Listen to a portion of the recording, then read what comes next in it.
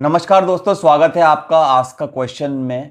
और बहुत सारे लोग बाग मेरे से पूछते हैं कि उनके पास कई बार बहुत सारी सेविंग्स इकट्ठी हो जाती हैं, कैश इकट्ठा हो जाता है, कई बार बोनस आ जाता है या परिवार से कुछ पैसा मिल जाता है, तो वो जो उनको पैसा मिला है एक साथ एक मुश्त, उसका वो क्या करें, कैसे इन्वेस्टमेंट करें, क्या उनको लमसम इन्वेस्टमेंट करना चाहिए या सिस्टमेटिक इन्वेस्टमेंट प्लान की तरह से एसआईपी की तरह निवेश करना चाहिए। ये बहुत बड़ा कन्फ्यूजन होता है। अब होता क्या है कि इतना सारा पैसा तो आ गया है, अब ये कन्फ्यूजन है कि एक साथ डालेंगे या सिप करके जाएंगे, तो यहाँ पे एक इन्वेस्टमेंट डायलेमा रहता है। एक गलती, एक रॉन्ग स्टेप ऐसा हो सकता है कि आपकी जो ये हार्ड अर्न मनी है, अगर एक साथ आपने कोई भी गलत डिसीजन लिया तो हो सकता है कि नेक्स्ट डे उसमें 10-15% का ड्रॉप आ जाए, तो आप डिफ़िकल्टी महसूस करें। तो इसको एक्सप्लोर करते हैं कि क्या चीज़ बेटर रहती है। पहले समझते हैं कि लमसम इन्वेस्टमेंट, अगर 40-50 हज़ार रुपये एक साथ हैं तो लमसम का मतलब होता है कि एक सिंगल ट्रांजैक्शन के अंदर इन्वेस्टमेंट कर देना, उसे कहते हैं लमसम। तो इसका सबसे बड़ा एडवांटेज क्या होता है कि अगर आपने लमसम इन्वेस्टमेंट कर दिया और उसके तुरंत बाद मार्केट में रैली आ गई और उसके तुरंत बाद मार्केट मतलब फॉरवर्ड ग्रोथ में आगे बढ़ गया, तो उसी टाइम से आपके पैसे की भी कंपाउंडिंग इमीडिएटली स्टार्ट हो जाती है, कोई वेटिंग पीरियड नहीं होता है। तो आपको वहां पे तुरंत गेन मिलना शुरू हो जाता है। तो यहाँ पे time in the market beats the timing in the market, कि आपने उस टाइम के ऊपर निवेश किया और मार्केट ऊपर चढ़ता रहा।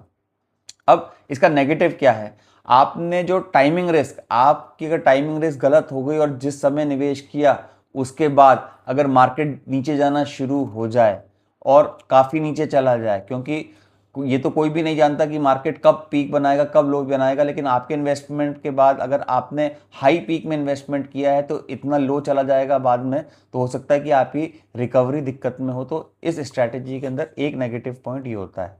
SIP systematic investment plan, step by step investment, इसमें क्या करते हैं कि वही 40-50 हज़ार रुपये है, तो हम क्या करते हैं कि एक फिक्स्ड, जो जिसे कहते हैं इंस्टॉलमेंट कह लीजिए, एक फिक्स्ड इंस्टॉलमेंट को आप वीकली या मंथली इन्वेस्टमेंट करते जाते हैं, जैसे 2000 रुपीज़ पर वीक या 4000 या 8000 रुपीज़ पर मंथ। तो वो सिंगल ट्रांजेक्शन में नहीं होता है, वो स्टेप बाय स्टेप हम अपने फंड को इन्वेस्ट करते हैं आगे की तरफ, कि रिस्क जो है वो डिस्ट्रीब्यूट हो जाए।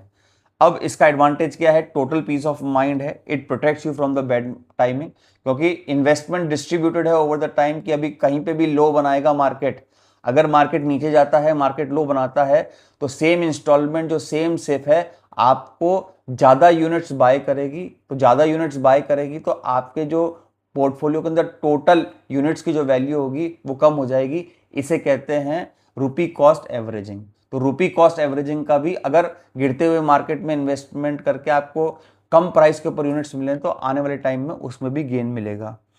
बस इसका एक नेगेटिव साइड ये है कि अगर मार्केट बुल रन में चल रहा है, मार्केट आगे बढ़ रहा है, तो आप ये सोच सकते हैं कि कहीं मैं अपॉर्चुनिटी मिस ना कर रहा हूं और सारा कैश होल्ड करके बैठा हुआ हूं, ये फीलिंग आ सकती है। अच्छा, इन दोनों में से क्या चीज बेस्ट रहती है कि सिप करें या लमसम करें? विनिंग स्ट्रेटेजी लमसम तब कारगर होती है जब आपको पता है कि मार्केट है, मार्केट आगे बढ़ रहा है, बहुत ज़्यादा कैश बचा हुआ है आपके पास, आपने इमरजेंसी फंड भी क्रिएट कर रखा है और आपके जो इन्वेस्टमेंट गोल्स हैं वो लॉन्ग टर्म इन्वेस्टमेंट गोल्स हैं। तो स्टेटिस्टिकली लमसम को डालना लॉन्ग टर्म के ऊपर, उसमें ज़्यादा गेन मिलेगा ही मिलेगा। बट जहाँ 80-90% हमारे यहाँ सैलरी कमाने वाले हैं, सैलरीड पीपल हैं, जिनके पास छोटी छोटी सेविंग्स होती हैं, तो एसआईपी वहाँ पे बाजी मारेगी ही मारेगी। तो SIP becomes the best investment method, क्योंकि क्या होता है कि जो वेल्थ बिल्डिंग होता है वो 80% साइकोलॉजिकल गेम होता है, 20% मैथमेटिक्स होता है।